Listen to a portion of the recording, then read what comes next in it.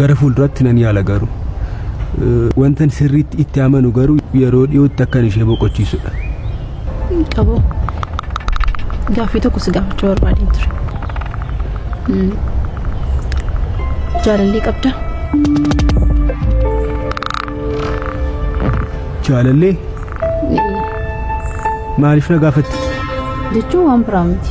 Baruu barbaadeen. Waan qabdus natti hin fakkaatu. Tarii yeroo qabaatutti miiraaf jaalala dhugaa harmee keetiif qabdu sana. Jaalallee kufna kenna jettee yaadda?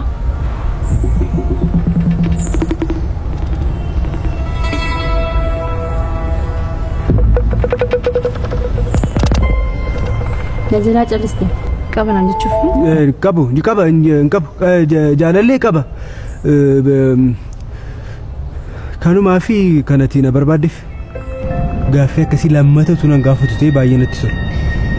Anis akkana rifadhe beeka garuu nan tuffate sababiin isaa akkasumatti natti siqe waan barbaadu barbaadeef malee waan tokko yeroo rakkoon qaba. Dhiifama amma tun deemee baay'ee natti tola.